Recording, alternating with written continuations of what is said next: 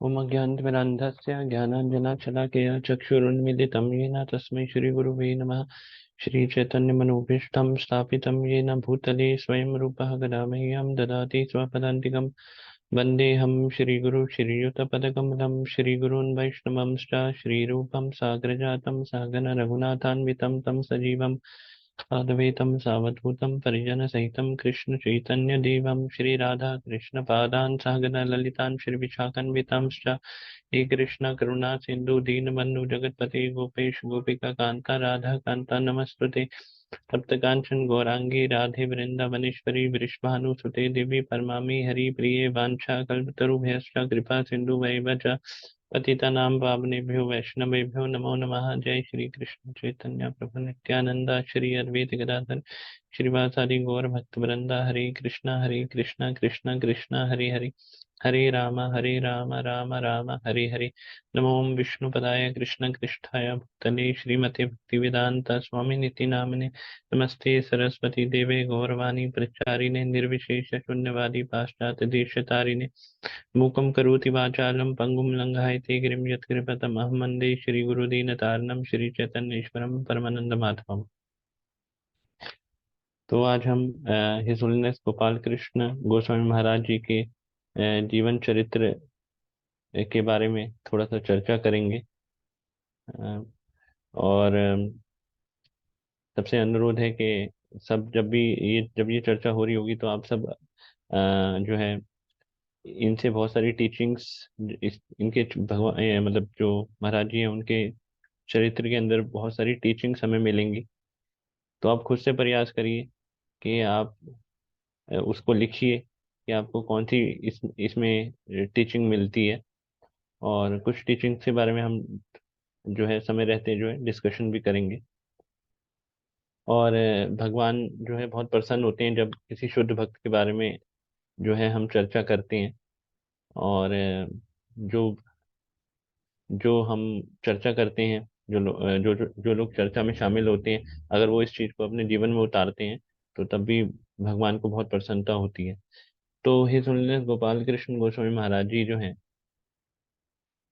ये 14 अगस्त को 1944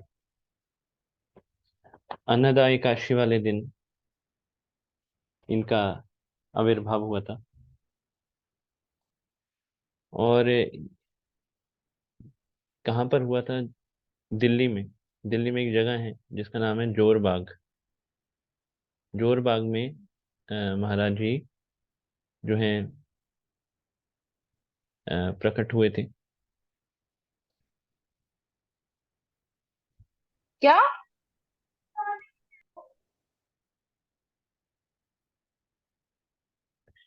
तो तो गोपाल कृष्ण गोस्वामी महाराज जी हैं ये बहुत ही इनकी जो फैमिली थी मतलब हाईली रेपुटेटेड फैमिली थी। इनके जो पिताजी थे वो जो थे एयरफोर्स में थे। और ये जिस दिन जो महाराज जी का जन्म हुआ था तो उस दिन जो था बहुत ही ऑस्पिशियस दिन था। उस दिन अन्नदा एकादशी थी। तो बहुत ही ऑस्पिशियस दिन महाराज जी जो हैं अवतरित हुए थे। महाराज जी ने जो है म- जो अपनी जो ग्रेजुएशन है वो दिल्ली यूनिवर्सिटी से करी। और उसके बाद जो है बिजनेस बिजनेस मैनेजमेंट की जो स्टडीज होती हैं उसके लिए महाराज जी जो हैं सॉर्बोन यूनिवर्सिटी जो है पेरिस के अंदर वहाँ पर मतलब वहाँ पर वो करने गए। सॉर्बन यूनिवर्सिटी पेरिस में जो है वहाँ वहाँ पर महाराज जी बिजनेस मैनेजमेंट की स्टडीज करने के लिए गए। और वो जो स्टडी महाराज जी करने गए उनको भी वहाँ पर भेजा गया था स्कॉलरशिप के थ्रू। और स्कॉलरशिप उनको कहाँ से मिली थी? फ्रेंच गवर्नमेंट से मिली थी। और उसके बाद जब महाराज जी जो है एमबीए करने के लिए गए तो वो भी बहुत रेपुटेटेड यूनिवर्सिटी थी, मैग्रिल यूनिवर्सिटी मॉन्ट्रियल में। तो वहां से महाराज जी ने एमबीए करा। जब महाराज जी जो थे अ, भक्तों के संपर्क में आए और प्रभुपाद जी के संपर्क में आए 1968 में, तो उनके जीवन में जो है अचानक एक ड्रामेटिकल चेंज आ गया। महाराज जी जो थे प्रभुपाद जी को जब प्रभुपाद जी से मिले थे उससे 6 महीने पहले महाराज जी के मन में ऐसे विचार आ रहे थे कि मतलब मुझे चीजों को जानना चाहिए, है ना। ये जो फिलॉसफी है इसको समझना चाहिए, मुझे भगवान को शरणागत होना चाहिए, मुझे गाइडेंस चाहिए। ऐसे मन में उनके विचार आ रहे थे। तो उसके उस ऐसे विचार तो वो महाराज जी जो थे आ, मतलब हर संडे को ऐसे ही सोचते हुए कि भाई मुझे गाइडेंस कहाँ से मिलेगी, कभी कहीं ना कहीं चले जाते थे, कभी गुरुद्वारे चले जाते थे, कभी कहीं किसी मंदिर में चले जाते थे, लेकिन उनको सेटिस्फेक्शन नहीं मिल पा रहा था। लेकिन जो है 6 महीने बाद जैसे प्रभुपाद जी से महाराज जी मिले थे, आ, तो तब उनकी ये जो खोज है वो समाप्त हुई। महाराज जी को जो है जो मॉन्ट्रियल टेम्पल के जो प्रेसिडेंट हैं उनसे एक इनविटेशन आया। तो महाराज जी जो है मॉन्ट्रियल गए 30 मई 1968 को। महाराज जी वहाँ पे टेम्पल में पहुंचे और उस समय जो टेम्पल प्रेसिडेंट थे उनका नाम था हिज ग्रेस महापुरुष दास। तो उन्होंने अनाउंसमेंट करी, प्रेसिडेंट ने अनाउंसमेंट करी कि श्रीला प्रभुपाद जी जो हैं 1 जून को आएंगे। महाराज जी पहुंचे 30 मई को, और जो वहाँ पे अनाउंसमेंट हो रही थी उसमें बताया गया कि प्रभुपाद जी 1 जून को आएंगे। और अ, थोड़ा सा मंदिर में कीर्तन हुआ। और अ, तो और तब कीर्तन के बाद महाराज जी ने वो जो टेम्पल प्रेसिडेंट हैं हिज ग्रेस महापुरुष प्रभु, उनसे पूछा कि क्या मेरे लायक कोई सेवा है। तो उन्होंने कहा, सोचा, उन्होंने विचार करा, है ना। और फिर उन्होंने कहा कि ठीक है, आप एक सेवा कर सकते हैं क्या, कि आप प्रभुपाद जी का रूम क्लीन कर सकते हैं क्या। तो महाराज जी ने एक दफा भी ये नहीं सोचा कि हाँ मैं इतना क्वालिफाइड हूँ और मेरे को ये रूम क्लीन करने की सेवा दी गई है। तो महाराज जी ने कहा कि ठीक है, मैं रूम क्लीन करूंगा। और महाराज जी जो है सब भक्त प्रभुपाद जी को लेने चले गए थे जब, तो महाराज जी पीछे से जो है प्रभुपाद जी का रूम क्लीन कर रहे थे। और ये बहुत बहुत मतलब जिसे कहते हैं ना, बहुत डेडिकेशन के साथ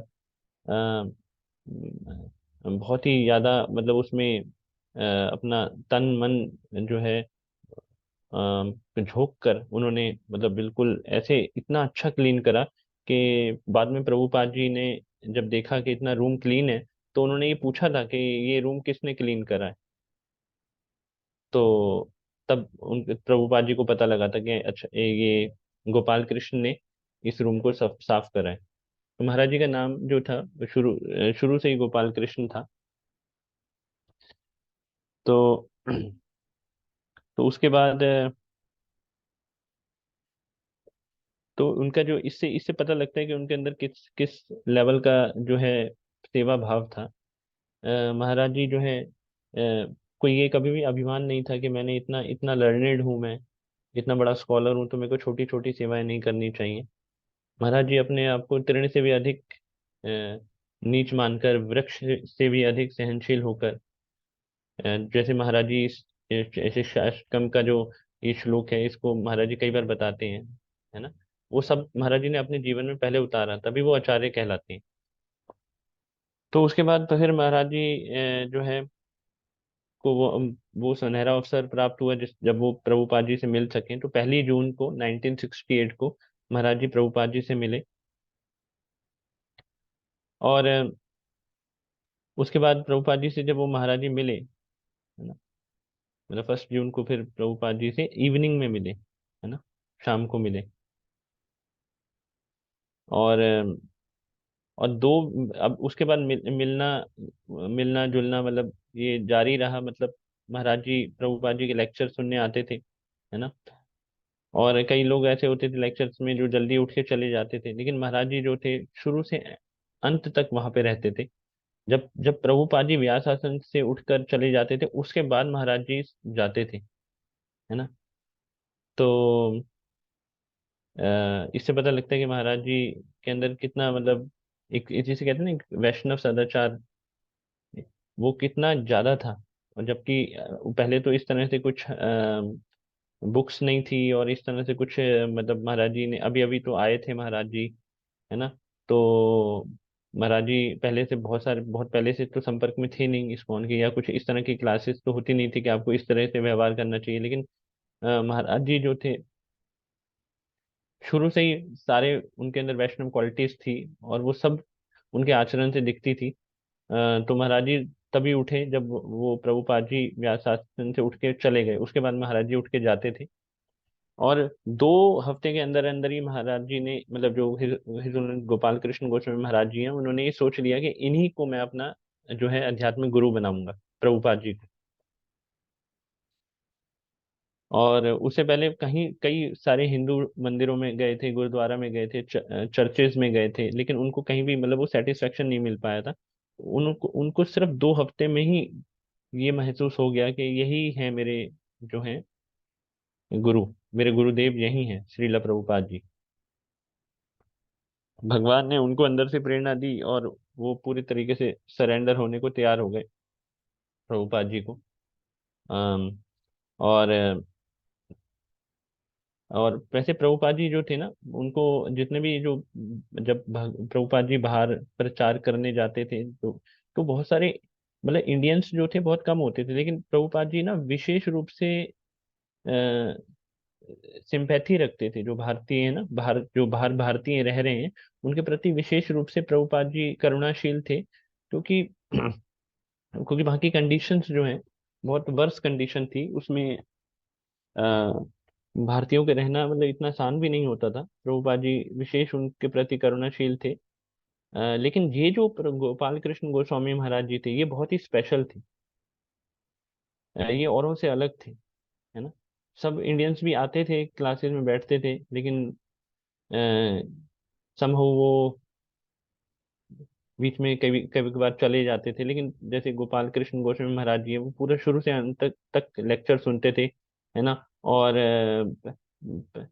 प्रभुपाद जी के प्रति जो है ना उनके अंदर जो भावनाएं हैं शुरू से ही अ, उत्पन्न हो रही थी। कि एक फीलिंग्स होती है ना, एक जो दो व्यक्ति बैठते हैं तो हो सकता है कि वो शब्दों से कुछ ना बोले, लेकिन उनके दिल आपस में मिल चुके थे, है ना। और उसके बाद प्रभुपाद जी को वो रेगुलरली जो है लेटर्स के थ्रू भी प्रभुपाद जी से संपर्क में रहते थे। और लेटर्स जो थे वो प्रभुपाद जी को लिखते थे कहीं भी हूँ वो। ये जब वो प्रभुपाद जी से मिले थे, उसके बाद उन्होंने तुरंत उनके जो जहाँ पे भी वो जा सकते थे वहाँ पे उनके प्रवचन जो है वो उन्होंने अटेंड करे। और फिर जहाँ पे वो नहीं जा सकते किसी वजह से, उनका मतलब फिजिकली संपर्क नहीं हो पा रहा प्रभुपाद जी से, तो प्रभुपाद जी से वो पत्रों के माध्यम से संपर्क में रहते थे।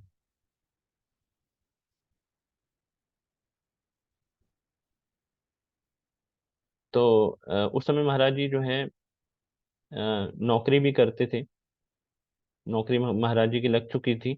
महाराज जी जो थे वो पेप्सी कोला कंपनी है, उसमें महाराज जी जो है जो मार्केटिंग रिसर्च है उसको देख रहे थे। अम, और और प्रभुपाद जी को ना, प्रभुपाद जी को भी गोपाल कृष्ण, जो कि उनका पहले नाम था, उनके अंदर विशेष रुचि उत्पन्न हो गई। और प्रभुपाद जी उनसे रोज, मतलब ऑलमोस्ट रोज ही, मतलब जो है बात करते थे। और जब बात नहीं हो पा रही थी लंबे समय तक, तो पत्रों के माध्यम से भी बातें होती थी। और इस प्रकार जो है एक जो गुरु और शिष्य के बीच में जो संबंध होता है वो बहुत मजबूत हो गया।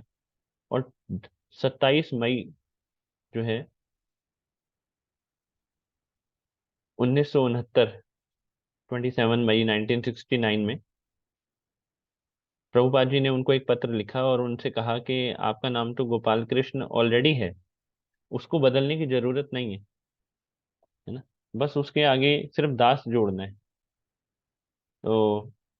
तो उस समय जब ये लेटर प्रभुपाद जी ने गोपाल कृष्ण गोस्वामी महाराज जी को लिखा, तो महाराज जी मात्र 25 साल के थे। तो उसके बाद फिर महाराज जी बाद में मंदिर में आ गए और उन्होंने पूरे तरीके से, मतलब प्रभुपाद जी को सेवाएं देनी शुरू कर दी। और काफी समय तक वो उनके पर्सनल सेक्रेटरी भी रहे। और महाराज जी उस समय, जो उनका फैमिली बैकग्राउंड था, high class family ground background था। और उस समय महाराज जी जब जॉब भी करते थे, तो पूरी की पूरी सैलरी लाके वो प्रभुपाद जी के को अर्पित करते थे, एक पैसा नहीं रखते थे। और प्रभुपाद जी उसमें से, उनकी पूरी सैलरी में से महाराज जी को पॉकेट मनी देते थे कि हाँ आप अपने खर्चे के लिए ये रखिए। तो हम देख सकते हैं कि मतलब पूरा अपना सर्वस्व समर्पित कर दिया था गुरु को महाराज जी ने शुरू से ही। ऐसे भाव भाव भी थे और फिजिकली भी ऐसे सिम्टम्स भी महाराज जी दिखा रहे थे, और बिल्कुल दिल से, आर्टिफिशियली नहीं। और तो उसके बाद जब धीरे धीरे जो है महाराज जी जो है जब पूरे तरीके से अपनी सेवाएं देने लगे और प्रभुपाद जी के पर्सनल सेक्रेटरी भी बन गए, तो 1975 में प्रभुपाद जी ने गोपाल कृष्ण गोस्वामी महाराज जी को भारत में भेजा। और उनको भारत में जो है पूरे भारत का जो जीबीसी बनाया, गवर्निंग बॉडी कमिश्नर जो होता है, पूरे भारत का बनाया। तो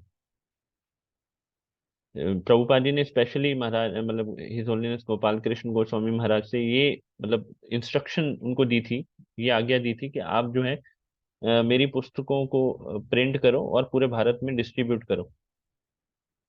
प्रभुपाद जी शुरू से ही बहुत लगाव था कि भाई, जो बुक्स पे, प्रभुपाद जी बुक्स पे बहुत बल देते थे। बुक्स, क्योंकि बुक्स जो है वो बेसिस हैं, बुक्स आर द बेसिस, है ना। तो इसे बहुत बल देते थे प्रभुपाद जी कि ये जरूर छपनी चाहिए। तो जब प्रभुपाद जी को, जब भी महाराज जी ने जब पहला कैंटो जो था श्रीमद् भागवतम का हिंदी में, जब वो प्रभुपाद जी को उन्होंने उसकी कॉपी दिखाई, तो प्रभुपाद जी बहुत खुश हुए। You did a great job.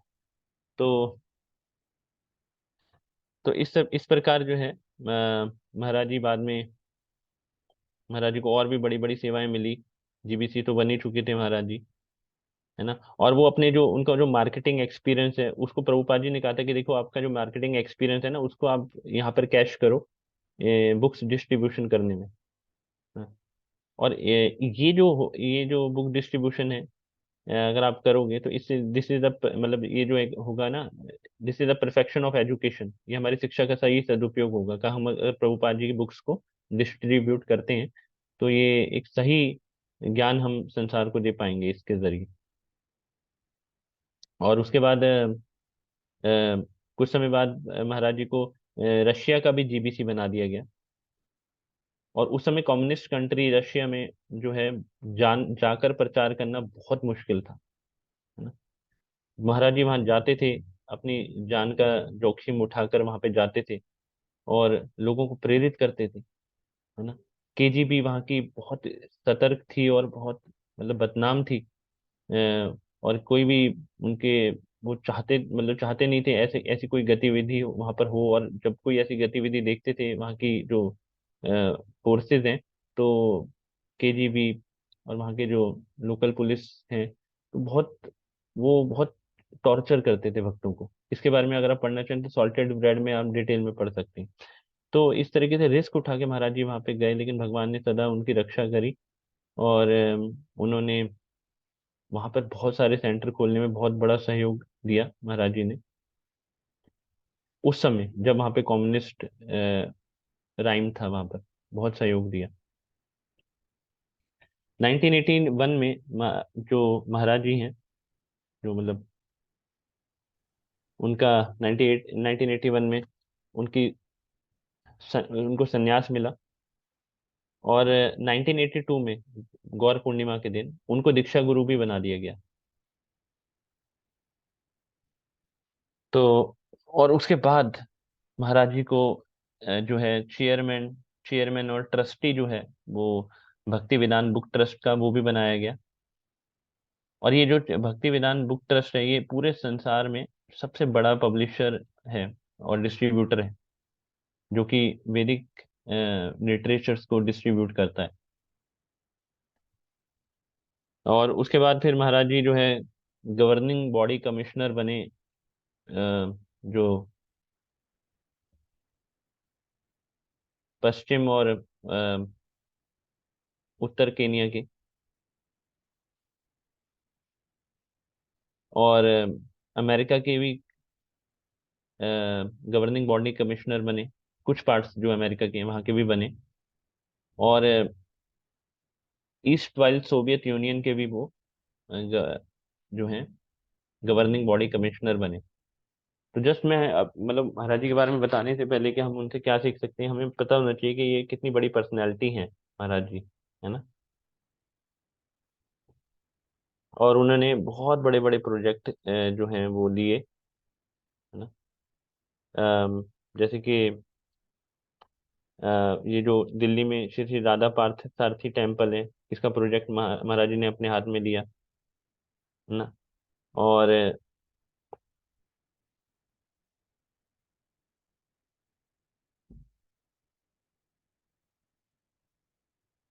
और ये एक ये जो इंफॉर्मेशन मैंने गैदर करी है, उसमें बता रहे हैं कि बॉम्बे में ना, मतलब बॉम्बे पास्ट सर्विसेज जो including a centennial committee that was form to launch campaigns to create funds to celebrate Srila Prabhupada centennial, मतलब इसमें प्रभुपाद जी के लिए ना, प्रभुपाद जी की मेमोरीज में ना अ, एक बिल्डिंग बनाई गई। और मतलब एक प्रभुपाद मेमोरियल हॉस्पिटल प्रोजेक्ट था, उसमें महाराज जी ने सहयोग दिया।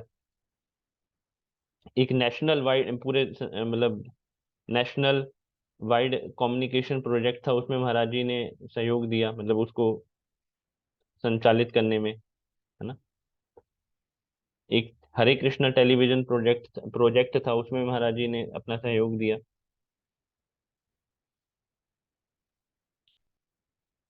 और बहुत तरह की नई नई टेक्निक्स और किस तरीके से प्रचार को आगे बढ़ाया जाए, है ना, उसमें भी महाराज जी ने कई बहुत महत्वपूर्ण योगदान निभाया।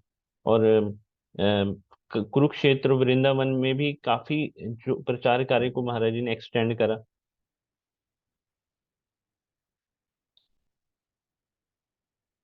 तो कहने का ये मतलब है कि महाराज जी जो हैं वो साधारण व्यक्ति नहीं है। एक बार एक उनके शिष्य थे, वो साउथ इंडिया में गए थे। तो साउथ इंडिया में मतलब वहां पर जिन तालपत्र होते हैं, आज भी अगर आप आज भी ये हैं, ये संस्था आज भी है। आपके वो थंब का इम्प्रेशन लेते हैं और वो आपका पूरा भविष्य बता देंगे, आपके साथ क्या होने वाला है, आपका नाम क्या है, सब कुछ बता देंगे। उसकी कुछ ब्रांचेस यहाँ पे भी हैं। तो वो झूठ नहीं बोलते, मतलब इन द सेंस वो आपका थंब इम्प्रेशन लेंगे, और फिर अगर वहां पे आपका पत्र मिलेगा, इस संसार में जो व्यक्ति आया है उसकी किस्मत पहले से ही लिखी जा चुकी है। और वो पहले से ही, वो जो जीवात्मा यहाँ आने वाली है उसके बारे में सारी सूचना पहले से ही यहाँ पे उपस्थित है। तो वो जितना भी हो सकता है आपको अच्छा अच्छा बता देते हैं। बहुत ज्यादा ऐसी सिचुएशन जिसमें आपको बहुत ही रिस्क होगा और मतलब खतरनाक सिचुएशन, उन चीजों को नहीं बताते होंगे, लेकिन वो तो जो लोग जाते हैं उनको वो बता देते हैं। कुछ उनसे पूछते नहीं है, जस्ट उनके थंब के इम्प्रेशन देखकर बता देते हैं। तो वो जो एक शिष्य गए थे हिज ऑनरेंस गोपाल कृष्ण गोस्वामी महाराज जी के, तो वहां पे उनको ये संस्था, इस संस्था के पास समहाउ उनको जाना, मतलब किसी वजह से, मतलब वहां पे उनसे वो टकरा गए। और उनको, उन्होंने सोचा कि चलो मैं अभी दिखाता हूँ अपना थंब इम्प्रेशन, तो उन्होंने दिखाया। तो उन्होंने थंब इम्प्रेशन देख के बताया कि भाई आपके जो गुरु हैं वो कोई साधारण व्यक्ति नहीं है, वो इस संसार के नहीं है, वो इस संसार से बाहर के व्यक्ति हैं। तो तब तब उनको कुछ बताया नहीं गया था कि हाँ, उन भक्त ने ये नहीं बताया था कि मेरे गुरु हिज होलीनेस गोपाल कृष्ण गोस्वामी महाराज जी हैं। कुछ नहीं बताया, सब कुछ उन्होंने खुद ही बताया। तो ये जो पर्सनैलिटी है हिज होलीनेस गोपाल कृष्ण गोस्वामी महाराज जी, वो इस संसार के नहीं है, इससे ही साबित होता है। वो स्पेशली यहाँ पर आए हैं बद्ध जीव आत्माओं का उद्धार करने के लिए। तो हम फॉर्चुनेट हैं कि महाराज जी जो है उनके दर्शन होते हैं, और महाराज जी को हम सुन सकते हैं, देख सकते हैं। तो ये इस अपॉर्चुनिटी का फायदा उठाना चाहिए। तो अब महाराज जी के बारे में जो हम, अगर थोड़ा सा हम चर्चा करें कि महाराज जी की जो सिंप्लिसिटी है, महाराज जी बहुत सिंपल है। ये इस अब मैं हम वो चर्चा कर रहे हैं जो हम अपने जीवन में उतार सकते हैं, है ना। तो पहले तो हमने ये देखा कि महाराज जी कितने एक्सॉल्टेड हैं और साधारण व्यक्ति नहीं है, है ना।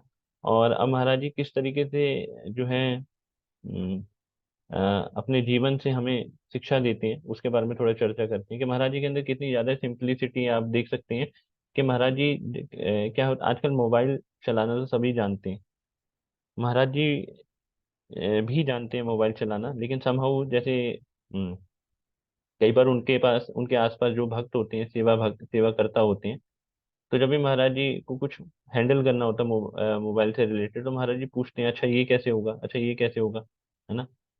तो महाराज जी बिल्कुल अ, जिसे कहते हैं ना, एक इनोसेंट होता है व्यक्ति, एक सिंपल व्यक्ति। हर चीज मतलब सिंपलिसिटी इज द वैष्णविज्म, जैसे कहते हैं ना कि हर चीज हमें पूछ के करनी चाहिए, है ना। अपने आप को करता नहीं समझना चाहिए। तो इस ये भावना हमें इस महाराज जी के इस गुण से पता लगती है। हम्म। और जैसे एक बार क्या हो गया था कि एक बार महाराज जी मंदिर की जमीन देखने के लिए गए हुए थे। तो उन्होंने जो है एक मंदिर की जमीन जो होती है, शुरू शुरू जब मंदिर नहीं बना होता तो ऊपर नीचे होती है, ऊबड़ खाबड़ होती है। तो जब कोई स्लोप आता था ऊपर की तरफ, तो महाराज जी, उनके साथ अमोघ लीला प्रभु जी भी गए हुए थे उस समय, तो वो उनसे पूछते थे कि भाई ये क्या है ना। तो अमोघ लीला प्रभु जी कहते थे ये स्लोप है। फिर थोड़ी देर बाद महाराज जी पूछते थे कि अच्छा ये क्या है। वो कहते थे ये ढलान है। फिर ये क्या है, ये वो कहते थे ये प्लेन है ना। तो महाराज जी बड़े बड़े चीजों को सॉल्व कर देते हैं, लेकिन जैसे ये छोटी छोटी चीजें महाराज जी पूछ रहे हैं, है ना। जस्ट एक सिंपल, जैसे छोटा मतलब एक बच्चे का हृदय होता है ना, बिल्कुल उस तरीके से पूछ रहे हैं। और महाराज जी का कंसर्न है हर चीज के लिए कि मंदिर जब बनेगा ना, तो किसी तरह की कोई दिक्कत नहीं होनी चाहिए, है ना। तो मतलब एक एक मतलब किसी को चढ़ने उतरने में कोई ऐसी दिक्कत नहीं होनी चाहिए, उस सेंस में महाराज जी जो है ना पूछ रहे हैं। और एक नॉर्मली पूछ रहे हैं, जैसे एक आम आदमी होता है ना, एक छोटा सा मतलब जैसे बच्चे वाला हृदय होता है ना, महाराज जी उस सेंस में पूछ रहे हैं। तो इससे पता लगता है कि महाराज जी कितने सिंपल हैं। तो तभी कहते भी है ना कि सिंपलिसिटी इज द वैष्णविज्म। तो हमें भी इस चीज को अपने अंदर लाना चाहिए। और सबसे बड़ी बात ये होती है कि जब हम अपनी साधना मजबूत करते हैं और अगर हमारी साधना अच्छी हो रही है, तो सबसे पहला जो गुण आएगा वो हमारे अंदर यही आएगा कि हम सिंपल हो जाएंगे, है ना। इस चीज को हमें खुद से चेक करना चाहिए कि हम सिंपल हो रहे हैं या नहीं हो रहे। और सिंपल अगर हो रहे हैं तो सिंपलिसिटी का मतलब क्या होता है, simplicity, simplicity is the Vaishnavism. है ना। एक तो ये वाला मतलब हो गया, दूसरा ये मतलब होता है कि जब हम जितने सिंपल होंगे उतने ज्यादा जो है हम डिपेंडेंट होंगे, है ना। उतने ज्यादा हम डिपेंडेंट होंगे भगवान पर। जितने ज्यादा हम सिंपलिसिटी मतलब सरल, जितने ज्यादा हम सरल होंगे ना, उतने ज्यादा हम डिपेंडेंसी फील करेंगे। जो व्यक्ति सरल नहीं है वो अपने आप को इंडिपेंडेंट समझता है, और जो व्यक्ति सरल है वो अपने आप को डिपेंडेंट समझता है कृष्ण पर। तो ये फीलिंग अगर हमारे अंदर आ रही है तो हम अपने आप को भक्तों के ऊपर डिपेंडेंट समझते हैं, भगवान के ऊपर डिपेंडेंट समझते हैं, तो इसका मतलब हम भक्ति में आगे बढ़ रहे हैं और हम बहुत ही सरल हैं। इससे हम समझ सकते हैं। लेकिन हम होता क्या है कि हम व्यक्ति को जैसे भक्ति में थोड़ा सा समय हो जाता है तो वो ये सोचते हैं कि उनके अंदर और जो भक्त उनको भक्ति के अंदर लाए हैं उनके बीच में कोई अंतर नहीं है ना। हम तो सोचते थे कि जो हमें भक्ति में लाए हैं उनके पर निकले होंगे, है ना, उनके पास कोई योग सिद्धियां होंगी, है ना। शुरू शुरू में ऐसा लगता है, भक्तों को आकर्षित होते हैं, है ना।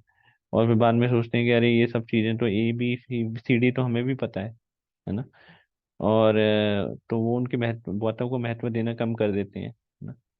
अपनी इनफैक्ट कई बार तो अपनी सेवाओं के नाम पे महत्व देना कम कर देते हैं, और कई बार अपने ज्ञान ज्ञान ज्ञान ज्यादा होने पर भी महत्व देना कम कर देते हैं। वो सिंप्लिसिटी रहती नहीं है। लेकिन महाराज जी के चरित्र से हम देख सकते हैं कि महाराज जी जो है सब इतने बड़े स्कॉलर हैं और इतने बड़े विद्वान हैं, प्रख्यात पंडित हैं, और इस संसार के नहीं है, वो गोलोक धाम से आए हैं, ये सब साबित हो चुका है ना।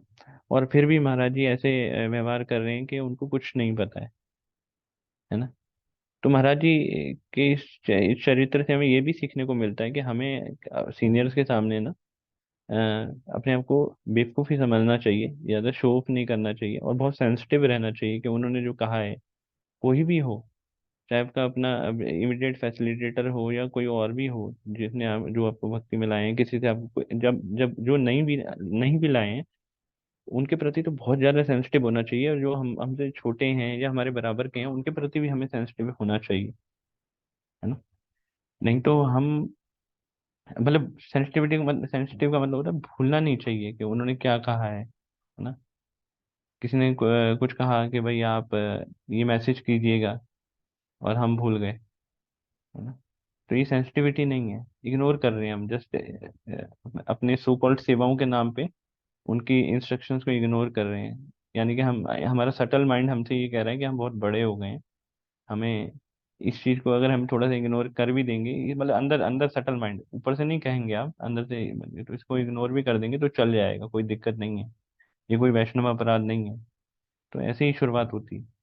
तो ये सिंप्लिसिटी है महाराज जी के अंदर। और उसके बाद आ गया महाराज जी के अंदर जो क्षमाशीलता है, दूसरों को माफ करने की जो गुण है, वो तो अमेजिंग है, उसका कोई तोड़ नहीं है।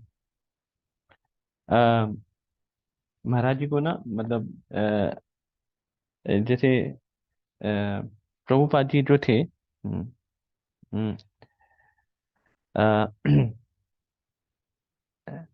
महाराज जी के बारे में क्या कहते थे प्रभुपाद जी, मैं इंग्लिश में बताऊंगा। जैसे प्रभुपाद जी महाराज जी के बारे में कहते थे कि श्रीला प्रभुपाद ऑलवेज, ये एक भक्त हैं महाराज जी, इनका नाम जो है वो प्रभुपाद जी वो बता रहे हैं, क्या बता रहे हैं कि प्रभुपाद जी महाराज जी के बारे में क्या कहते थे। ठीक।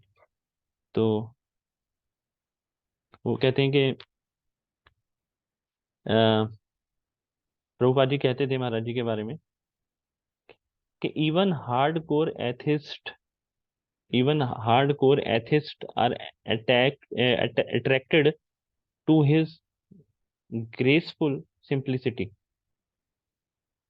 Even hardcore atheists are attracted to his graceful simplicity, मतलब जो भगवान को नहीं मानते, वो बहुत जो कट्टर मायावादी भी होते हैं ना, वो भी महाराज को जब देखते हैं, उनकी सरलता को देखते हैं, तो वो भी अपना सिर झुका लेते हैं। Yeah. Every encounter, every gesture, and every answer brings out the inner conviction he has in the mission he has embraced. तो ये महाराज जी की जो है मतलब व्यक्तित्व है। ये कौन बता रहा है? हिज ग्रेस मायापुर वासी प्रभु बता रहे हैं महाराज जी के बारे में। और ये वाला जो स्टेटमेंट है जो मैंने बोला। और तो और महाराज जी के अंदर जो फॉरगिवनेस है वो तो एक्सट्रीम लेवल पे है। अम, महाराज जी जो हैं, अम, एक बार क्या हुआ था, बहुत पहले का इंसिडेंट है। जब महाराज जी शुरू शुरू में ही मतलब जब जुड़े हुए थे, तो एक बार क्या हुआ कि जो अम, गर्ग मुनि है, गर्ग मुनि ने उनको चांटा मारा महाराज जी को। कोई बात हुई होगी, तो महाराज जी ने उसकी शिकायत नहीं करी, है ना। और महाराज जी ने रिटेलिएट भी नहीं करा। और जब बाद में प्रभुपाद जी को ये बात पता लगी, तो प्रभुपाद जी बहुत खुश हुए। है ना? प्रभुपाद जी बोले कि जो गोपाल कृष्ण है वो एक शुद्ध भक्त है, ये प्रभुपाद जी ने बोला। और वो हमेशा वैष्णव अपराध करने से बचता है, ये प्रभुपाद जी ने उनके बारे में बोला। अ, और महाराज जी ने इस मतलब तो बाद में जो है गर्ग मुनि और ब्रह्मानंद प्रभु की काफी हेल्प भी करी। तो महाराज जी इस तरह के व्यवहार रखते हैं कि मतलब अ, जैसे नित्यानंद प्रभु की विशेष मतलब मर्सी मतलब मर्सी का जीतता जागता जो है एक उदाहरण है महाराज जी के, जिसे कहते हैं ना मार खाए प्रेम दे, है ना। जो नित्यानंद प्रभु ने मार खा के प्रेम दिया मदाही को, तो इसी प्रकार महाराज जी भी जो है कभी भी रिटेलिएट नहीं करते, हमेशा प्रेम देते हैं। उसी प्रकार हमें समझना चाहिए कि हमें भी लड़ना नहीं चाहिए, लेकिन हम कई बार लड़ते हैं छोटी छोटी बातों में। और हम महाराज जी जितने एडवांस तो नहीं है, लेकिन महाराज जी इतने एडवांस होने के बाद भी छोटी छोटी बातों को इग्नोर करते करते हैं, और हमेशा ये दिल से करते हैं। एक्चुअली उनका दिल शुद्ध है, हमारा शुद्ध नहीं है, इसलिए हम आर्टिफिशियली कर नहीं पाएंगे। लेकिन हम प्रार्थना कर सकते हैं कि महाराज जी ऐसा हृदय हमारा भी बनाए, है ना। तो और एक बार एक भक्त थे, उन्होंने महाराज जी को बहुत बोला कि भाई आपके ये मतलब सबके सामने बहुत मतलब महाराज जी को बहुत बुरा भला बोला कि ऐसा है नहीं, आपके यहाँ ये नहीं होता है, टेम्पल वो नहीं होता है। और फिर वो कहीं वृंदावन रहते थे। तो महाराज जी मतलब स्पेशली कार लेके उनके घर पे गए, और महाराज जी ने उनको झुक के प्रणाम किया, और कहा कि मैं क्षमा चाहता हूँ कि मैं प्रयास करूंगा कि आपको जिस जिस भी कारण से इतना कष्ट हुआ है वो कष्ट ना हो। तो वो भक्त जो थे, जो जिनके आगे महाराज जी हाथ जोड़े थे, उन्होंने उनकी मतलब आंखों में आंसू आ गए। उन्होंने महाराज जी को कहा कि महाराज जी आप किस मिट्टी से बने हैं? मैंने सबके सामने ऐसा बोला आपको, लेकिन आप इस तरीके से यहाँ पे आए, मैं वहां से ऐसे बोलता बोलता यहाँ पे आ गया, है ना। वहां पे भी बहुत बुरा भला भला बोला मैंने, और उस बोलता बोलता अपना, है ना, वो अपनी रूडनेस को दिखाता हुआ मैं यहाँ पे आ गया, और आप मेरे लिए यहाँ पर आए और मुझसे क्षमा मांग रहे हैं। और तो उस भक्त को इतना मतलब अंदर तक ये बात चुभी कि मैंने ये क्या कर दिया। उसने उसी समय महाराज को साष्टांग दंडवत प्रणाम किया। तो आप देख सकते हैं कितने मतलब कितना मतलब महाराज जी के अंदर कितनी मतलब कितनी फॉरगिवनेस है। मतलब आप देख सकते हैं कि मतलब कोई फॉरगिवनेस की भी पराकाष्ठा है महाराज जी, है ना। क्षमा की भी पराकाष्ठा है, क्षमा भी करते हैं, और मतलब इस तरीके से क्षमा करते हैं मतलब कि अपनी गलती ना होते हुए भी झुक के कह रहे हैं कि नहीं मेरी गलती है, मैं और सुधारने का प्रयास करूंगा। तो ऐसा कौन कर सकता है? ऐसा एक शुद्ध भक्ति कर सकता है, और उनकी जिस पे कृपा होगी वो कर पाएगा। लेकिन देख हम अपने जीवन में देखते हैं कि हम ऐसा नहीं कर पाते, तो हमें ऐसा करना चाहिए, प्रयास करना चाहिए। अम, और एक बार एक इंसिडेंट हुआ था, जिसके अंदर क्या हुआ था कि अम, एक डिवोटी थे, अभी अभी जुड़े होंगे भक्ति के अंदर।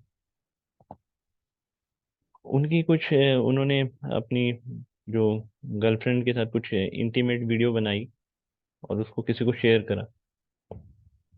और किसी उस डिवोटी ने जिसको शेयर करा उन्होंने, उस वो भी डिवोटी ही था कोई, उसने उस वीडियो को महाराज जी को भेज दिया कि देखो आपके डिसाइपल क्या कर रहे हैं। तो महाराज जी देख के हैरान हो गए कि अरे, तो महाराज जी ने उसको बुलाया। मतलब मेरी वॉइस आ रही है ना क्लियर? यस प्रभु जी। जी जी जी, हाँ। तो महाराज जी ने उनको प्रभु जी। बुलाया। हाँ, महाराज जी ने उनको बुलाया और उनसे बड़े प्रेम से बोला कि भाई, आप जो कर रहे हो ना, इससे ना भगवान को प्रसन्नता नहीं होगी, है ना। भगवान आपको माफ नहीं करेंगे। महाराज जी ने ये नहीं कहा कि मैं माफ नहीं करूंगा। महाराज जी का देखिए बोलने का तरीका, देखिए महाराज जी का कि भगवान आपको माफ नहीं करेंगे, है ना। भाई आप जो हो डिसाइपल हो, और आप ऐसे, आपने मेरे को वचन दिया है कि आप वो 4 नियमों का पालन करोगे, है ना। तो अगर आप ऐसा नहीं कर पाओगे तो भगवान आपको क्षमा नहीं करेंगे। वो इतना लज्जित हुआ, इतना लज्जित हुआ, उसके हाथ पांव कांपने लगे और वो बिल्कुल गिर गया महाराज जी के सामने। महाराज जी ने बिल्कुल नॉर्मल वे में बोला उसको, ऐसे नहीं कि कोई और होता तो ऐसे कहता है ना। आप सोच सकते हैं कि कोई क्या, कितना बड़ा अपराध था और महाराज जी ने उसको कितना छोटा सा लिया।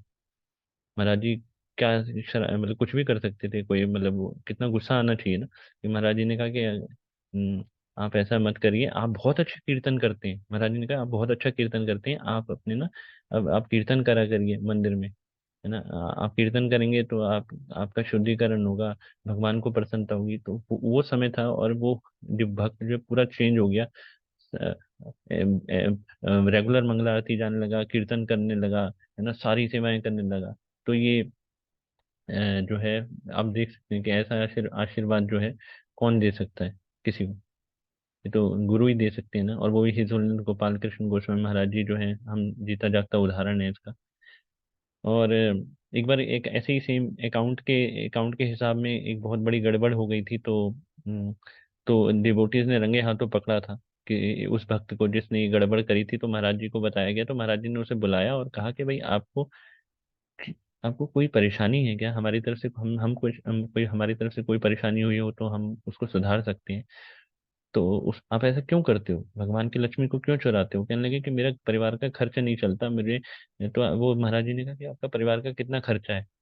तो और कितना कितना कितना महीने का कितना खर्चा है। वो कहने लगे कि मेरे 25,000 तो कम से कम है परिवार का खर्चा। तो महाराज जी ने कहा कि आज से इनकी सैलरी 25,000 कर दीजिए, है ना, ताकि ये चोरी करना बंद करें। तो आप समझ सकते हैं कि भाई ऐसा कौन कर सकता है ना। तो ये हैं हमारे हिज होलिनेस गोपाल कृष्ण गोस्वामी महाराज जी, जिनके लेक्चर सुनने का भी हमारे पास टाइम नहीं है। हम्म, जिनकी बातों को फॉलो करने का भी हमारे पास टाइम नहीं है, और हम इतने अपने इस जीवन को व्यर्थ गवा रहे हैं। तो हमें ऐसे शुद्ध भक्तों के लेक्चर सुनने चाहिए। उनके उनके उनके तभी हमारे अंदर वैसी सिंप्लिसिटी आएगी जैसे महाराज जी के अंदर है ना। और शुद्ध भक्तों के की वाणी को सुन के ही हम मुक्त हो सकते हैं, क्योंकि वो मुक्त है ना। तो हमें इस चीज पे ध्यान देना चाहिए। और तो और महाराज जी जो है पूरे तरीके से जो है डिटैच्ड है इस संसार से, मतलब पूरे तरह से विरक्त है। हम्म। महाराज जी को कोई ऐश्वर्य नहीं चाहिए, कोई सुविधाएं नहीं चाहिए। ये जो भी सुविधाएं हम देखते हैं महाराज जी के पास, ये जस्ट एक भक्तों का एक महाराज जी के प्रति ग्रेटिट्यूड है। भक्त महाराज जी को किसी भी तरीके से कष्ट नहीं देना चाहते और खुश रखना चाहते हैं। लेकिन महाराज जी कभी इन सारी सुविधाओं को भोगना नहीं चाहते। महाराज जी जो हैं, जैसे जो अपने कमरे का एसी भी चलाते हैं, तो वो इसलिए चलाते हैं कि ताकि और भक्तों को कष्ट ना हो जो उनसे मिलने आते हैं। और जैसे ही वो उनके कमरे से चले जाते हैं तो वो एसी बंद कर देते हैं, फैन भी बंद कर देते हैं महाराज जी। तो महाराज जी के अंदर महाराज जी पूरे तरीके से जो है इस संसार के भौतिक ऐश्वर्यों से बिल्कुल मुक्त हैं। उनको कोई चीज इम्पैक्ट नहीं करती, तीनों तीनों गुण जो प्रकृति के होते हैं वो उन पर असर नहीं करते। जस्ट महाराज जी दूसरों को कष्ट ना हो उसके लिए महाराज जी कुछ सुविधाएं जो हैं वो भगवान की सेवा के लिए ही उसको इस्तेमाल करते हैं, ताकि भक्त खुश रहेंगे तो भगवान की सेवा अच्छे से हो पाएगी। तो महाराज जी की ये सोच रहती है। और बहुत सारी चीजें हैं महाराज जी के बारे में बताने के लिए। जैसे एक बार महाराज जी जो है अपनी कार से जा रहे थे, तो कार से एक ना कबूतर का एक्सीडेंट हो गया था। कोई पक्षी था, शायद कबूतर ही था। उसका एक्सीडेंट हो गया, और वो महाराज जी कोई कार चला रहे थे, तो वो काफी आगे चले गए कार चला के। तो महाराज जी ने कहा कि वहां पे एक पक्षी जो है वो गिरा, हमारी कार से टकरा गया था। और कार तब तक बहुत दूर जा चुकी थी। तो महाराज जी ने कहा वापस लेके जाओ वहां पे कार को वापस लेके जाओ। और महाराज जी वापस कार को वहां पे लेके गए, और वहां उतर के उसी जगह पर जहाँ पे वो पक्षी गिरा पड़ा था, वहां जाके उसके लिए एक माला महाराज जी ने करी कि भगवान इसकी आत्मा को शांति दे।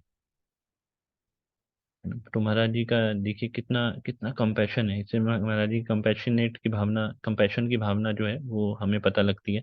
एक बार महाराज जी जो थे वो अ, प्रसाद पा रहे थे, तो प्रसाद पाते पाते रुक गए महाराज जी।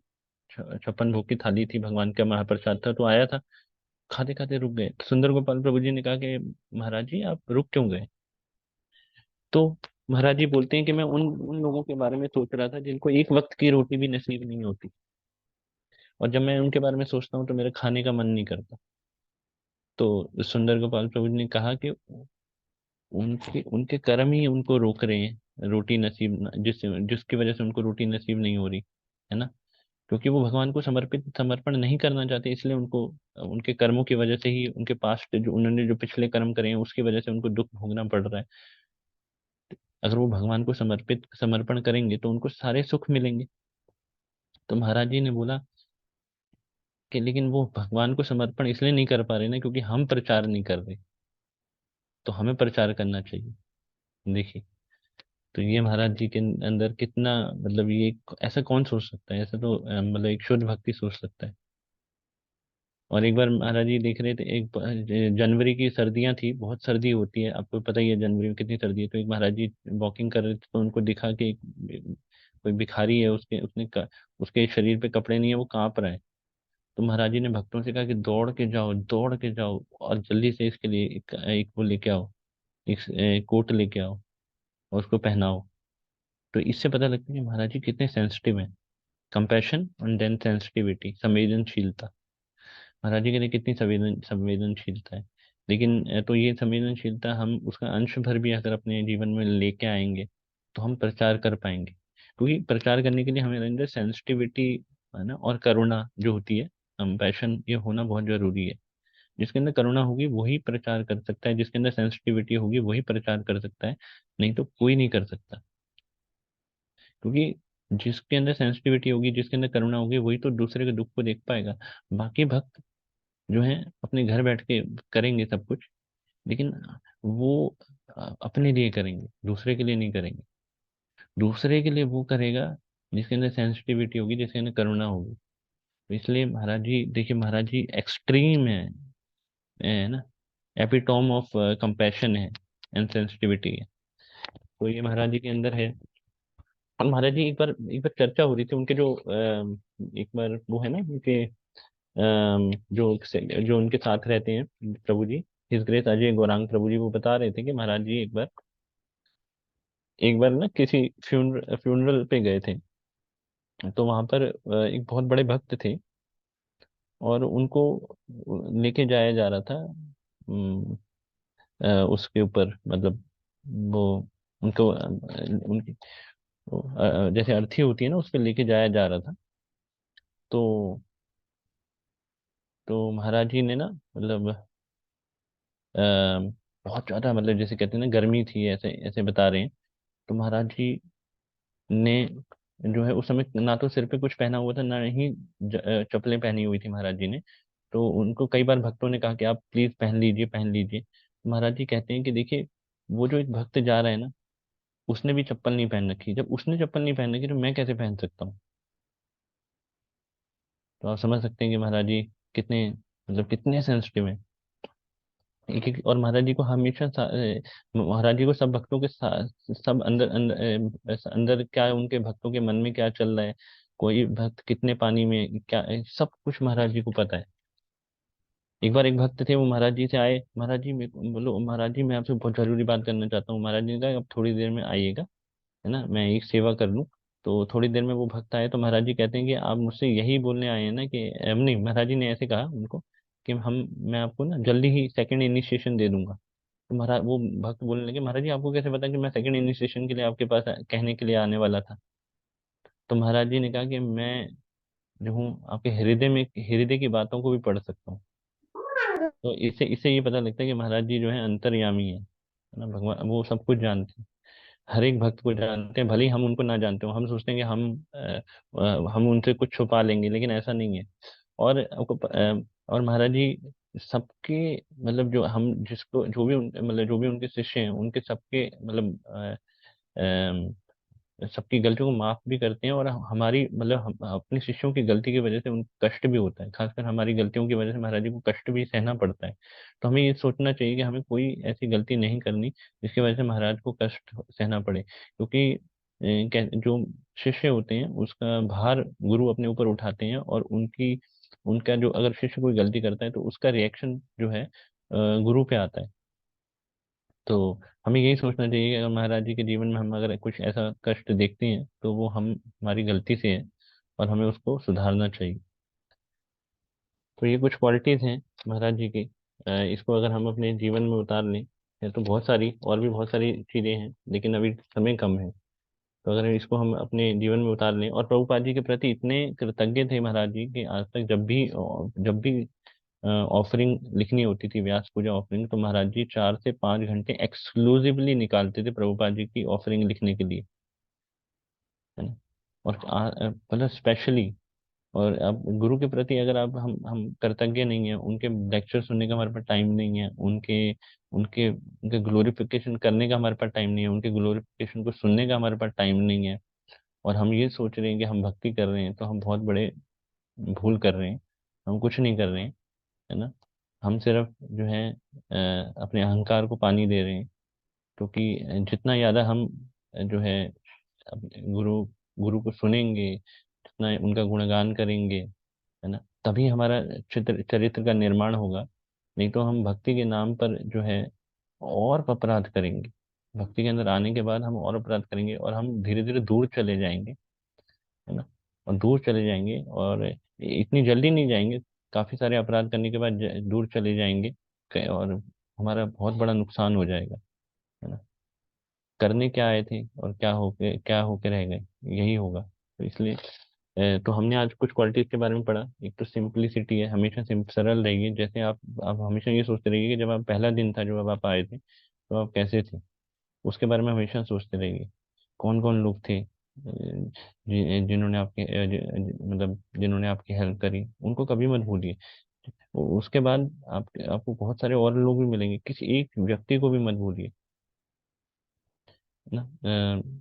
तो ये, और जिस अगर किसी ने कुछ गलत करा हो तो उसको भूलने का प्रयास करिए। वो तभी हो पाएगा जब हम ऐसे शुद्ध भक्तों के चरित्र को सुनेंगे, है ना। फिर फॉरगिवनेस, माफ करना सीखिए, डिटैच रहना सीखिए, है ना। जितना भौतिक चीजों के प्रति आसक्ति कम होगी उतना अच्छा है। नहीं तो आप ये सोचिए कि कोई चीज आप अपने साथ लेके नहीं जा सकते। ऐसा ऐसा ऐसी सोच तभी आएगी जब हम ऐसे गुरु महाराज जी के चरित्र को सुनेंगे, और सन्यासी जो हैं उनके चरित्र को सुनेंगे, आचार्यों को सुनेंगे, और अपनी सुन के अपने जीवन में उतारेंगे और अपनी साधना को मजबूत करेंगे, है ना। तो और सेंसिटिविटी, संवेदनशीलता, है ना। किसी के प्रति संवेदनशीलता, संवेदनशीलता जो है अ, संवेदनशीलता जो है ना, आपको समझना पड़ेगा कि कि हर व्यक्ति के कष्ट को समझना पड़ेगा कि वो व्यक्ति आपको भक्ति में आगे लाने के लिए कितना कष्ट उठा रहा है। तब आपके अंदर ये संवेदनशीलता आएगी, है ना। ग्रेटिट्यूड की भावना आएगी। ग्रेटिट्यूड की भावना भी तभी आएगी जब आप ये सोचेंगे कि हाँ, इस व्यक्ति ने हमारे को यहाँ तक लाने के लिए कितना कष्ट उठाया। तो ये सब चीजें तभी हमारे अंदर डेवलप होंगी।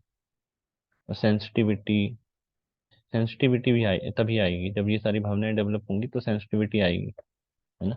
जैसे महाराज जी कितने सेंसिटिव हैं, सबके बारे में कितना सोचते हैं, है ना। जैसे अभी हमने इतना सारा कुछ डिस्कस करा, तो हम प्रयास करते हैं हितुल्य गोपाल कृष्ण गोस्वामी महाराज जी से कि ये सारी चीज़ें जो हैं हमारे अंदर भी आए, और हम भी उनका अंश मात्र जो है सेवा करने का प्रयास कर सकें, उनके दिखाए हुए जो है रास्ते पे चल सकें। आज तक मंगला महाराज जी ने एक भी मंगला आरती मिस नहीं करी है।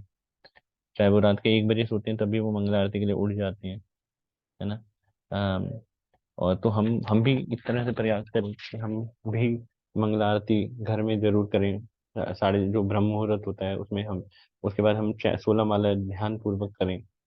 तो ये बेसिक्स हम कर सकते हैं, और अपने आप को थोड़ा एक्सटेंड करें, है ना। जैसे हम परिवार में, परिवार के लिए अब एक्सटेंड करते हैं, ऐसे हम प्रीचिंग के लिए भी एक्सटेंड करें अपने आप को। तो तभी हम जीवन में सफल हो पाएंगे।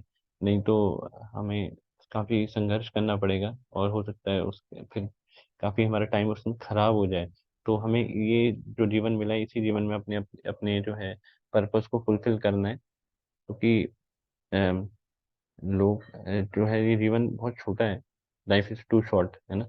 तो इसलिए हमें प्रयास करना है कि हम अपना बेस्ट दे सकें। जब इतने सारे हमारे पास इतनी बड़ी महाशक्ति है, हमारे पास इतने प्रभुपाद जी हैं, और हमारे पास ऐसे भक्त हैं, हिज होलीनेस गोपाल कृष्ण गोस्वामी महाराज जी जैसे। तो हम क्यों ना इस सुअवसर का फायदा उठाएं और अपने मनुष्य जीवन को सार्थक करें।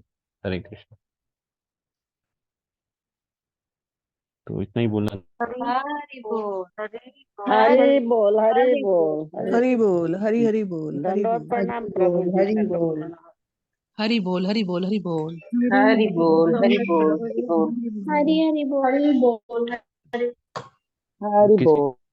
किसी का कोई टीका टिप्पणी, कोई प्रश्न है तो ले सकते हैं, नहीं तो फिर हम फिर यहीं पे विराम देंगे। या आपने कुछ नोट, सबने नोट करा है कुछ? सबने सब नोट्स बना रहे थे? जी प्रभु जी। जी जी जी। और क्या है हम प्रभु जी?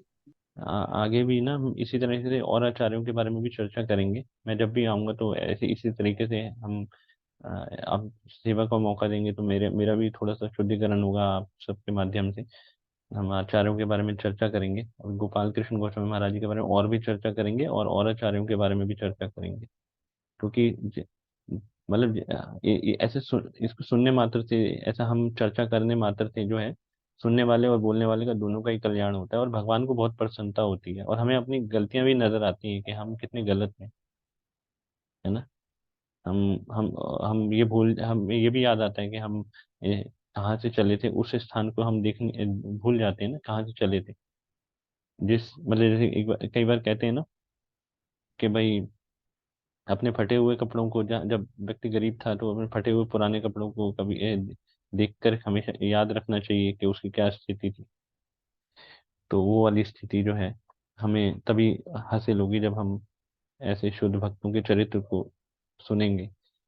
तो हमें पता लगेगा कि देखिए हम कुछ नहीं है, और कहाँ से आए थे, और अपने आप को क्या समझ बैठे हैं, है ना? जी प्रभु जी, हरे कृष्ण प्रभु जी, दंडवत प्रणाम। दंड माता। प्रभु जी आपने बहुत अच्छा बताया। हाँ प्रभु जी, मैं काफी टाइम से जो है ये सुनना चाह रही थी गुरु महाराज जी के बारे में, पर मैंने यूट्यूब से नहीं सुना। मैंने कहा मैं सुनूंगी तो किसी भक्त के मुख से ही सुनूंगी गुरु महाराज जी के बारे में। मैं बहुत टाइम से प्रभु जी कोशिश कर रही थी कि मुझे मतलब ये बताया जाए कि गुरु महाराज जी के बारे में मैं जानना चाह रही थी कि गुरु महाराज जी कैसे, क्योंकि वो प्रभु गुरु महाराज जी जब आते हैं तो वो तो सब सुनते ही हैं, हम लेक्चर भी सुनते हैं गुरु महाराज जी के, परंतु उनकी जीवनी के बारे में हमें पता नहीं था। हालांकि हम यूट्यूब से या उससे सुन सकते थे, पर मैंने कभी नहीं सुना। मैंने कहा मैं जब सुनूंगी तो प्रभु जी के माध्यम से, या श्यामकन्ना प्रभु जी कभी सुनाएंगे तभी सुनूंगी। तो आपने इतना अच्छा बताया प्रभु जी, इतनी अच्छी क्वालिटीज उनकी, मतलब ऐसा लग रहा था जैसे कि मतलब हम में तो कुछ है ही नहीं प्रभु जी, मतलब हम तो बिल्कुल जीरो हैं, और मतलब कुछ नहीं कर पा रहे हैं भक्ति में। तो प्रभु जी मुझे बहुत अच्छा लगा प्रभु जी। हरि बोल प्रभु जी, ध- बहुत ध- अच्छा लगा। धन्यवाद जी माता हरे जी। कृष्ण प्रभु जी, इतना तो हम सोच भी नहीं सकते थे प्रभु जी। नहीं, मैंने भी बहुत सारे, मतलब मैं एक्चुअली बहुत सारे लेक्चर्स मैंने सुने, मतलब आज से नहीं, बहुत पहले से सुने हैं। उसमें मैंने महाराज, जैसे महाराज जी का ग्लोरिफिकेशन अलग अलग भक्तों से सुना, तो उसको मैं लिखता था। अभी मैं जो जो भी ये सारी चीजें, ये सब मैं कंपाइल करके बोल रहा हूँ। और ये ना क्वालिटी होनी चाहिए कि हमें ना दूसरे भक्तों के गुण लिखने आने चाहिए। मेरे अंदर भी बहुत सारी कमी है। जब मैं महाराज जी के ऐसे गुणों को सुनता हूँ तो मेरे को लगता है कि मैंने उस मौके पर मेरे को ऐसा व्यवहार नहीं करना चाहिए था। तो ये सब हम ऐसे ऐसी चीजें सुनकर ही अपने अंदर ला सकते हैं, नहीं तो कभी नहीं आएंगी। हम ये सोचते रहेंगे कि नहीं उसकी गलती है, उसकी गलती है, उसकी गलती है। हम ये सोच ही नहीं पाएंगे कि हमारी भी गलती है। तो मैंने महाराज जी के फिर मैंने महाराज जी के कई सारे लेक्चर सुनने शुरू करे, इससे बहुत पहले से ही। उसके बाद भी फिर क्या होता था, फिर भी गलतियां होती थी। फिर अभी जैसे आप डिस्कशन कर रहा हूँ तो हम लगता है कि हाँ, नहीं नहीं, ये चीजें हमें अंगीकार करनी चाहिए। तो ऐसे ही ये चीजें ऐसे ही काम करेंगी, क्योंकि हम बद्ध जीव हैं और ये सब ये जो है मुक्त जीव हैं। तो ऐसे ही हमें प्रयास करेंगे, लेकिन हम जो ये चर्चा होंगी ही नहीं तो कोई गुण हमारे अंदर आ ही नहीं सकता। यस प्रभु जी। तो ये तो हम बहुत बहुत सौभाग्यशाली। ये कोई सरल साधारण मनुष्य नहीं है, ये महापुरुष है एक्चुअली ना। ये जो पहली बात तो यहाँ के हैं नहीं है, और दूसरी बात ये हमें लगता है कि महाराज जी कई बार ये सोचते हैं भक्त कि वो एक ही लेक्चर दे रहे हैं, हर बार वही सिंपल सिंपल लेक्चर हो। ऐसा भी नहीं है, ये भी एक अपराध है, हमें ऐसा नहीं सोचना चाहिए। देखिए, हम अलग अलग चीजें कितनी सुन लें, लेकिन इम्प्लीमेंट एक नहीं कर पाएंगे। इसलिए ये शुद्ध भक्त होते हैं ना, वो बेसिक्स हमेशा बोलते हैं। महाराज जी का हर लेक्चर में कुछ कुछ चीजें कॉमन होंगी। अब श्लोका याद करा करो, तृणदपि सुनिचिन वाला भाव होना चाहिए, अमोघा अमोघा की कथा होगी उसके अंदर, है ना। पिंगला की कथा होगी, कुछ चीजें वो आपको लगेगा अरे ये तो वहां भी बोली थी, वहां भी बोली थी, है ना। अम, तो ये सब चीजें हैं। तो मतलब कहने का जब ऐसे बहुत सारी चीजें हैं तो हमें वो महाराज जी एक्चुअली पता है, उनको महाराज जी को पता है कि हम एक नंबर के डफर हैं, है ना, और हमें कुछ आता जाता नहीं है। इसलिए ना इनको पहले इनके बेसिक्स इनके अंदर घुसाए जाएं। बड़ी बड़ी चीजें तो हम पढ़ लेते हैं, सुन लेते हैं, करते एक भी नहीं है। तो जो जिस जिस बेसिक्स को लेकर हमें भगवत धाम की प्राप्ति होगी, वो बेसिक्स हमें बार बार हमें घुसाना चाहिए इनके हृदय में। ऐसा महाराज जी सोचते हैं कि बार बार हम किसी चीज को बोलेंगे, जो चीज महाराज जी एग्जैक्टली वही बोलते हैं जो हमारे हम जो है बार बार सुनने के बाद भी नहीं कर रहे, इसलिए महाराज जी को बार बार बोलना पड़ता है ना। जैसे महाराज जी कहते हैं कि आपको रोज एक श्लोका पढ़ना है भगवत गीता के, कितने भक्त पढ़ रहे हैं रोज एक श्लोका? वो हम अपने आप नहीं से कर पूछते हैं। पाते। तो त्रिणदपि सुनिचिन का भाव बोलते हैं महाराज जी, बार बार बोलते हैं, तो हम उसको सुनना बंद कर दें? महाराज जी तो इसलिए बोल रहे हैं क्योंकि हम नहीं कर रहे। वो महाराज जी बोलने को तो बहुत बड़ी हाई फिलॉसफी बोल देंगे। अब महाराज जी के इंग्लिश लेक्चर सुनिए, ऐसे मैंने महाराज जी की एप्लीकेशन भी डाउनलोड कर रखी है, और मैं अब प्रयास कर रहा हूँ रोज महाराज जी के इंग्लिश लेक्चर्स भी सुनता हूँ मैं। तो उसमें आप हिल जाएंगे, महाराज जी के इंग्लिश लेक्चर इतने हाई क्लास लेक्चर। लेकिन महाराज जी यहाँ पर जो अभी समय काल और परिस्थिति है उसके अनुसार जो है ना, महाराज जी बहुत सावधानी से उतना ही बोलते हैं जितना भक्त संभाल पाए। जी। जी हाँ बबीता प्रभु जी, मतलब। मेरे अंदर भी प्रभु जी ये कमी है कि मैंने देखा प्रभु जी प्रभुपाद जी के बहुत सारे मतलब बहुत सारे लेक्चर सुने हैं। प्रभुपाद जी के एक सीरीज है, वो सारे लेक्चर मतलब सुनती हूँ तो कभी कभी जैसे रिपीट हो जाता है, मैं सोचती हूँ, हाँ ये तो मैंने सुन लिया, फिर दूसरा लगा देती हूँ। तो ये कमी प्रभु जी मेरे अंदर भी है कि मैं भी मतलब रिपीटेशन दोबारा नहीं सुन पाती, मैंने कहा दूसरा लेक्चर सुन लेती हूँ प्रभुपाद जी का। तो ये मेरे अंदर भी है प्रभु जी, कमी है। तो हमें ऐसा नहीं करना चाहिए, आज भी सीखा प्रभु जी मैंने। जी। जी, नहीं नहीं, मैं जरूर सुनना चाहिए, बार अलग बार अलग सुनना चाहिए। सुनती हूँ। जी। और प्रभुपाद जी के हो सके तो कोई भक्त अगर इंग्लिश लेक्चर भी सुनेंगे ना, तो उनको बहुत सारी क्योंकि प्रभुपाद जी की ना बेसिकली जो वॉइस मतलब जो टंग थी वो थी ना, लैंग्वेज थी, वो इंग्लिश थी। बंगाली और फिर इंग्लिश। वो हिंदी में तो प्रभुपाद जी ने बाद में देने शुरू करे।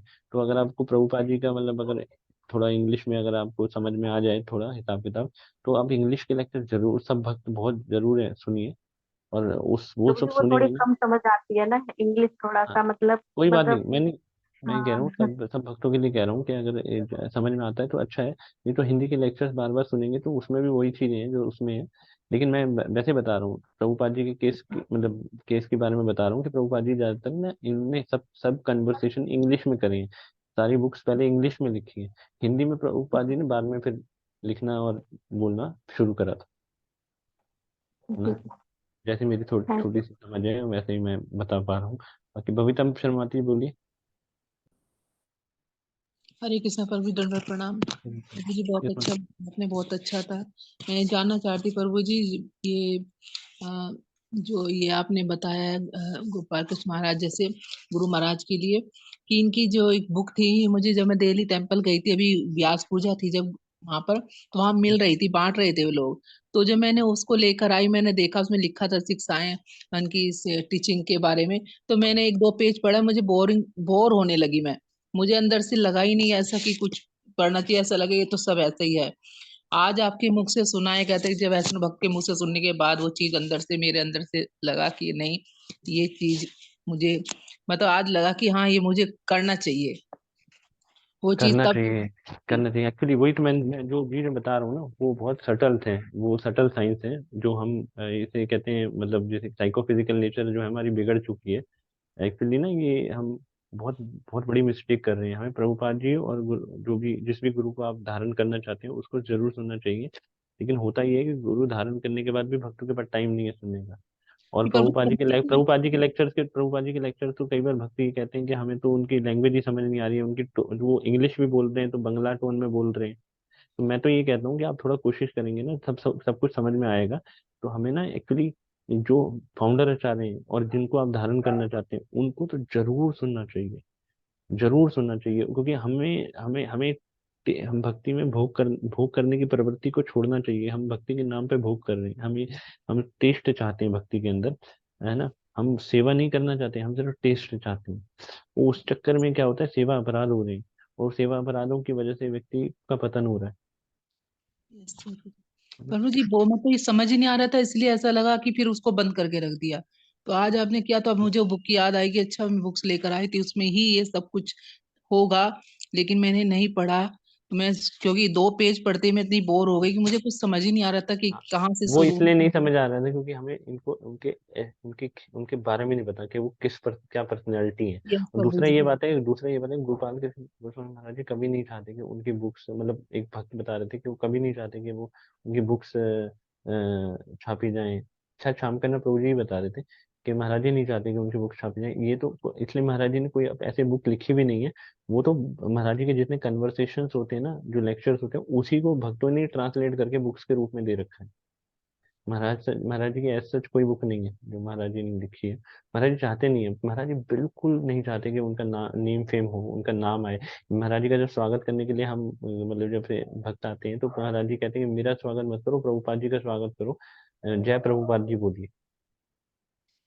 महाराज जी का कैलिबर ही दूसरा है ना। और ऐसे इसलिए गोपाल कृष्ण गोविंद महाराज जी को मतलब बड़े बड़े जितने भी महाराज हैं सब मतलब जो है बहुत बहुत बहुत सम्मान देते हैं। क्योंकि और महाराज जी इतने सालों से मतलब इस पूरे ऑर्गेनाइजेशंस को होल्ड करके रखा है महाराज जी ने।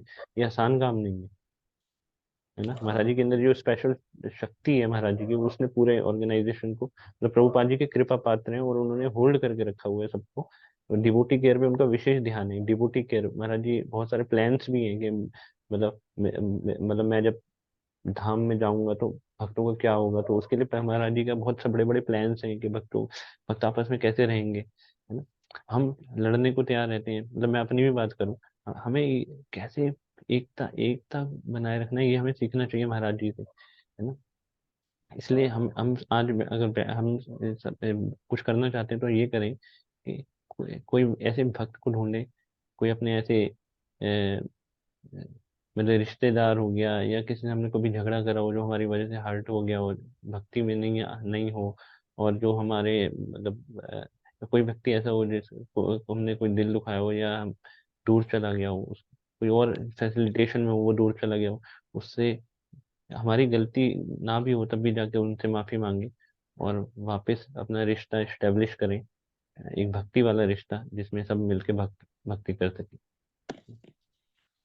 थैंक यू प्रभु जी, बहुत अच्छा लगा, आपने बहुत अच्छे से क्लियर किया और बहुत नॉलेज भी मिली है आज कि हमारे अंदर कितनी कमियां हैं जिसे हम अब तक देख नहीं पा रहे थे, इग्नोर कर रहे थे। हमें हमारे अंदर में अपने आप को सुधारने की बहुत ज्यादा जरूरत है, बहुत बिल्कुल मेहनत बिल्कुल। करनी पड़ेगी सबको इसके ही, लिए। हम मेरे को भी जरूरत है, मैं सबको ही जरूरत है ना। और सबसे ज्यादा मुझे ही जरूरत। तो ये हम प्रयास करेंगे, और आज से प्रयास करेंगे तभी हो पाएगा। नहीं तो सिर्फ सुनने से कुछ नहीं होगा, लेकिन हमें ऐसा सर्च करना पड़ेगा, सिंसियरली हमने ढूंढना पड़ेगा कि कोई व्यक्ति ऐसा तो नहीं है जिसको हम भूल गए हो। जैसे अभी मेरे को याद मैं कई बार याद आता है कि अरे अब मैं खैर नहीं अपनी तारीफ नहीं करना चाहूंगा, मैं सिर्फ यही बता रहा हूँ कि कई बार याद आता है कि हाँ वो व्यक्ति कहाँ है, वो तो दिखाई नहीं दे रहा, तो चलो उसको फोन करते हैं। मैं कई बार ऐसा सोचता हूँ। अभी रियल इंसिडेंट है। कई वक्त मतलब कई बार नहीं आते ना, जैसे एक मेरे फ्रेंड है संदीप संदीप प्रभु, उनको बात नहीं होती कई दिन हो गए, मैंने कहा चलो फोन करते हैं। अभी एक इनका बर्थडे था, क्या नाम है, सुयश प्रभु का बर्थडे था। सुयश आप आते नहीं है सेंटर पर, सुयश मीनाक्षी प्रभु के बेटे। तो मैंने एक दो फोन करा, उठाया ही नहीं उन्होंने। वो भी नहीं आती है माता जी, तो मैंने फिर इस सुयश को अभी कल परसों दोबारा फोन करा, माता जी ने उठाया। मैंने कहा माता जी हरे कृष्णा दंडवत प्रणाम, मैं सुयश से बात करना चाहता हूँ, उनको हैप्पी कृष्णा कॉन्शियस बर्थडे बोलना चाहता हूँ। तो माता जी खुश हुए, बोलने लगे कि अब तो प्रभु जी मैंने मैसेज वैसे नहीं देखे, मैं हूँ नहीं ग्रुप में। मैंने कोई बात ही नहीं करी। मैंने कहा मैंने कहा ना तो मेरे को ये सुनना है कि क्यों नहीं है, ये कि वो और कोई चीज मेरे को सुननी नहीं है, मेरे को तो सिर्फ हरे कृष्णा उनको विश करना है, और उनको उनके लिए भगवान से प्रार्थना करनी है कि भगवान उनको अच्छी बुद्धि दे, भक्ति में आगे बढ़ाए। तो ऐसे ही मैं और दो तीन और भी भक्त हैं, उनके बारे में भी सोचता हूँ। तो सब भक्त अगर मिलके प्रयास करेंगे तो हमारा ये जो संगठन है ये आगे बढ़ेगा, है ना। और हम और वो लोगों को हम जो लोग जा चुके हैं उनको वापस लाएंगे, तो कितना भगवान कितने प्रसन्न होंगे। क्योंकि गोलोक धाम तो हम अकेले नहीं जाएंगे ना, सबके साथ ही जाएंगे, अकेले हमें एंट्री नहीं मिलेगी। यस प्रभु जी। ठीक है, हरे कृष्ण। हरे कृष्ण तो प्रभु जी, प्रणाम। हम यहीं पे विराम देते हैं। ठीक है? Jagat Guru Shri thank you Prabhu. So much. सभी भक्त अनम्यूट करेंगे प्रभु जी के लिए और हरे कृष्ण महामंत्र से प्रभु जी को थैंक यू करेंगे। और हम सभी प्रयास करेंगे कि आज जो हम लोगों ने सीखा, हमारी इतनी सारी गलतियां, आई थिंक बहुत सारी गलतियां जो हमें पता भी नहीं चलता कि हमारे अंदर इतनी सारी कमियां हैं, और वो हमेशा होती रहती हैं हमारे साथ। तो हम 100% तो उनको नहीं कर पाएंगे क्यों, बट हम प्रयास करेंगे, हम सीखने का प्रयास करेंगे, है ना। और प्रभु जी से रिक्वेस्ट करेंगे कि प्रभु जी आगे भी हमारी क्लासेस में इसी तरह आते रहें और हमारा मार्गदर्शन करते रहें। तो सभी भक्त प्रभु जी के लिए एक बार अनम्यूट करके हरे कृष्णा महामंत्र करेंगे ताकि फिर क्लास हरे हरे कृष्णा कृष्णा हरे हरे कृष्णा कृष्णा कृष्णा कृष्ण कृष्णा हरे कृष्ण हरे हरे हरे हरे राम राम हरे राम राम हरे राम हरे राम हरे राम हरे हरे।